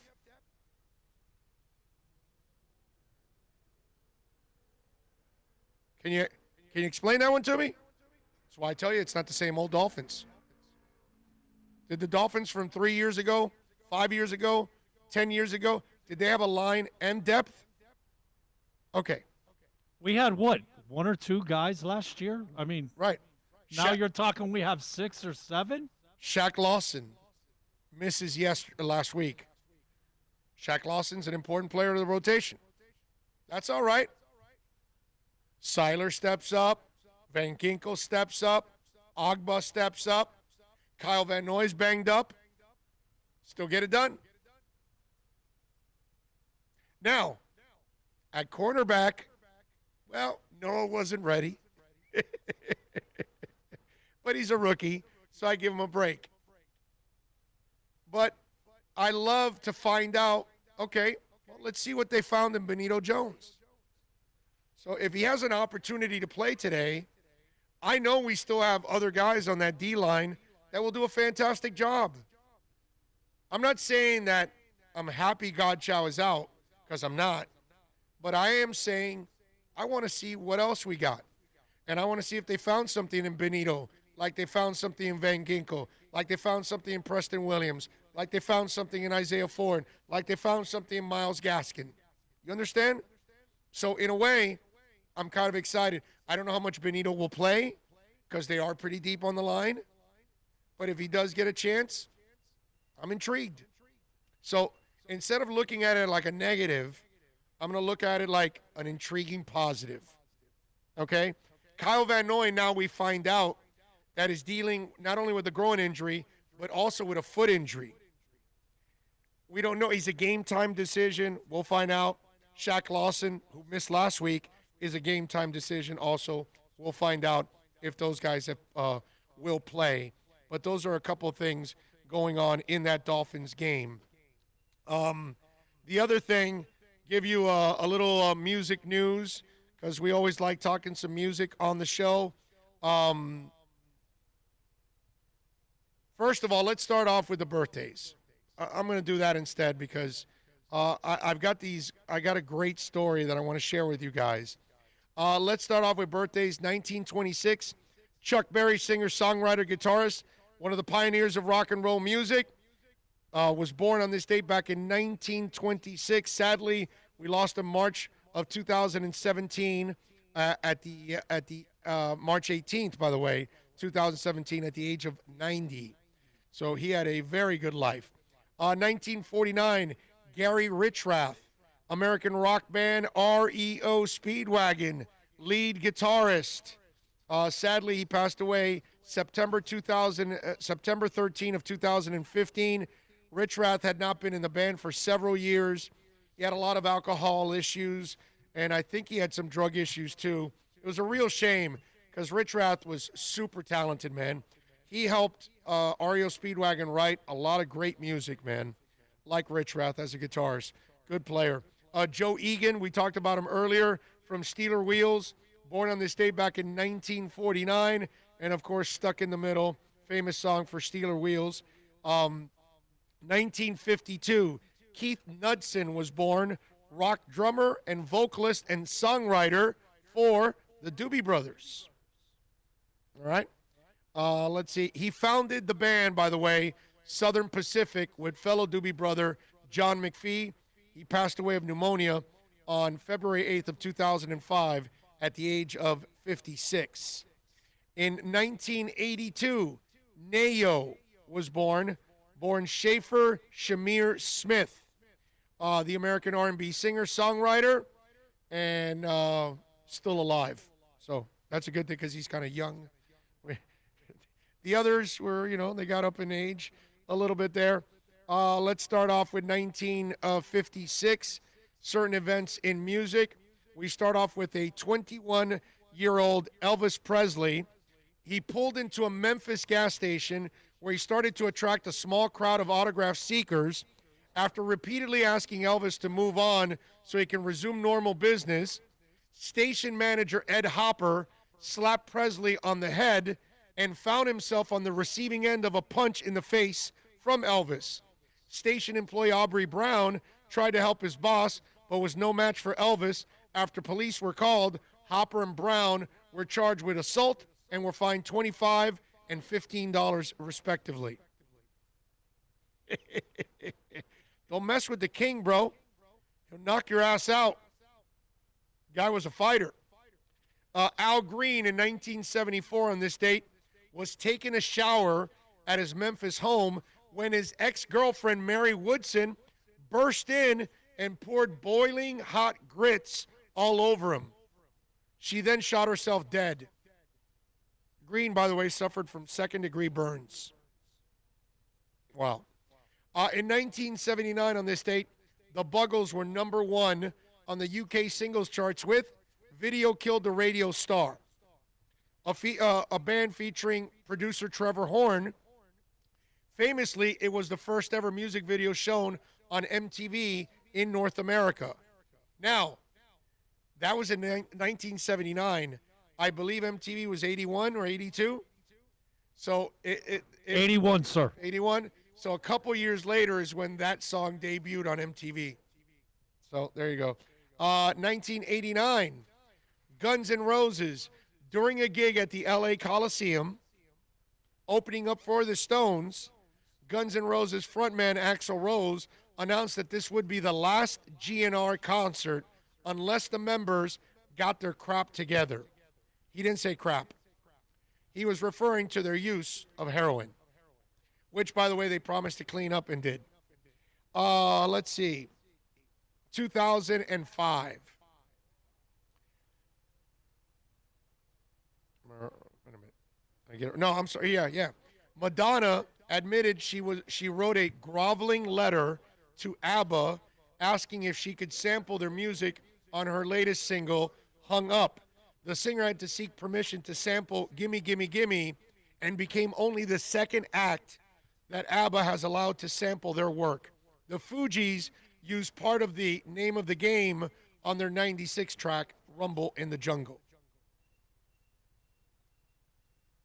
And one more on this date. Actually, got three more. Adele appeared on Saturday Night Live along with then U.S. President candidate Sarah Palin. The show earned the highest ratings in 14 years, 17 million viewers. Adele performed Chasing Pavements and Cold Shoulder topped the iTunes charts the following day, and the singer debuted, jumped 35 places to number 11 on the U.S. charts the following week. Oh, my voice.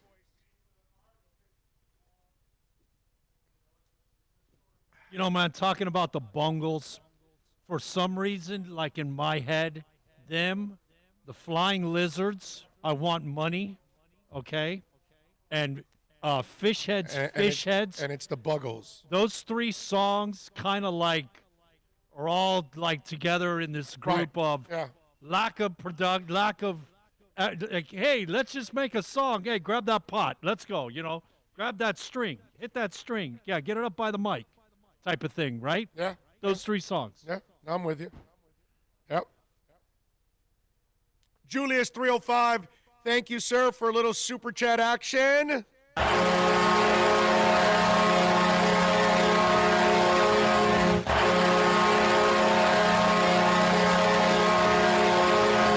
He says, station general manager with the real owner with lots of resources. This is big. Congratulations, sir. No, I know. It's great, man. I mean, I've dealt enough with thieves and liars. So, you know, it's nice not to work for a thief or a liar. Okay? Yeah. No, it's nice. It's an honor to work with Jorge Mas. And we're hopefully we will build the best sports station in town. And a good home for all of you out there to visit whenever you want at Onside Radio. Odell doing Odell never gets old, right? It doesn't. Let's see. Depth and not paying millions for it. We got players and not divas. Love my Dolphins. That's a good point. Let's see. What up, Big O? It's Eminem's birthday, too. I didn't know that. I didn't see that on the list. I'm sorry, dude. Did not see that at all on the list. But I do have a couple things here that I want to mention. In 1986, Huey Lewis and the News had the number one album in the country on this date with their fourth album, 4, which featured the song Stuck With You and Jacob's Ladder. And in 1998, listen to this, Metallica on this date performed at the Playboy Mansion to help promote Orgasmo, the upcoming movie by South Park creator Trey Parker. How cool is that? You get to be at the Playboy Mansion, you go into the grotto with one of the babes, and you watch Metallica jam a set. Does it get any better than that? I always go back to the story of Cade McNown getting thrown out of the Playboy Mansion. Like, how does that happen? Right? Like, that's not possible. You're supposed, the second they allow you in the Playboy Mansion, you're supposed to be so grateful, and you're not supposed to, like, create a ripple in the place. You got thrown out of the Playboy Mansion? What the hell's wrong with you, Cade? I think that would only be second to being thrown out of heaven. Yeah. Right? Right. Basically. Yeah. Basically. So let me give you a little story on Motley Crue. They used to do something really crazy back in the 80s. You know how, well, we don't do it that much anymore now because you shouldn't. You know when you shake hands with somebody, you meet them. Sometimes you hug them, right? Sometimes you give them a kiss. Unless you're Dan Mullen's wife, then you make out with everybody. That's a whole different ballgame. But Motley Crue back in 84 were part of the Monsters of Rock tour with Van Halen and AC/DC. Now, it coincided with crew drummer Tommy Lee, referred to as a crazy biting phase.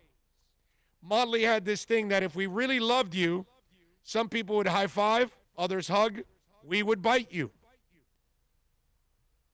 So one person that wasn't a fan of this was Eddie Van Halen. Vince Neil went over and chomped on Eddie, and Eddie was so mad, he was, "What the F is wrong with you?" Lee recalled of the incident. Motley Crue bassist Nikki Sixx, who said the band's bites occasionally drew blood, admitted the strange custom nearly cost the band the tour. I remember manager Doc McGee came to us and he goes, "Good job, a-holes. I think you're getting thrown off the Van Halen tour."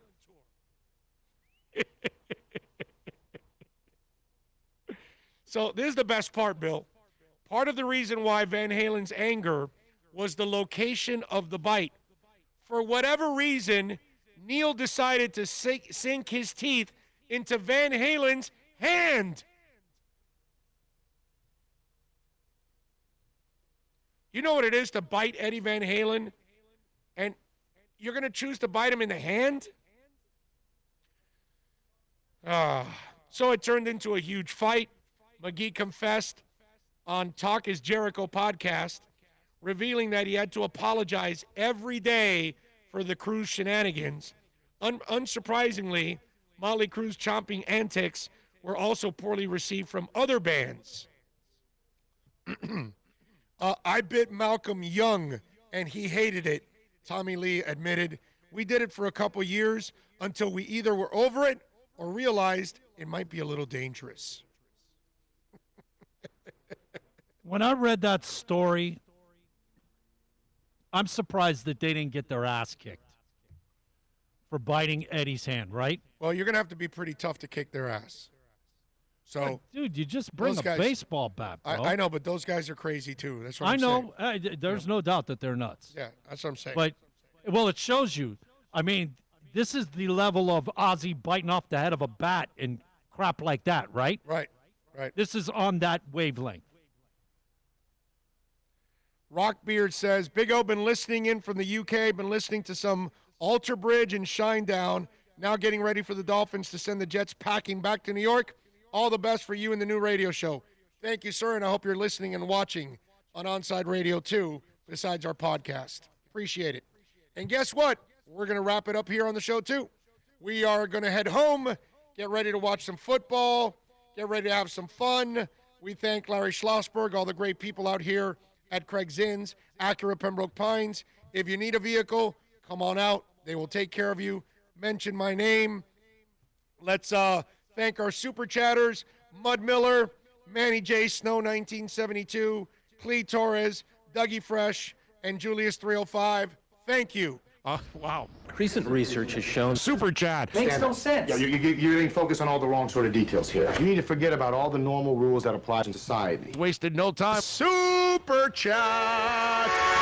I thought it was really, really, really, really, really cool. You should all be very proud of yourself. I have no response. Super chat. That was perfect.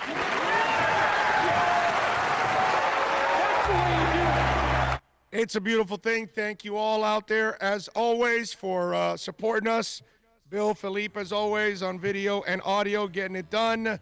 Thank you all for tuning in, watching, downloading the show. As always, we love you for it. We'll see you tomorrow. We'll see you tomorrow, 11 to 1, onsideradio.com. Hey, Support. we haven't done one thing. JETS sucks. Kick their ass. It will happen. 34-10, Miami. I love that. Book it. Hey, everybody, enjoy your Sunday. Please be safe. We'll talk to you tomorrow. This is the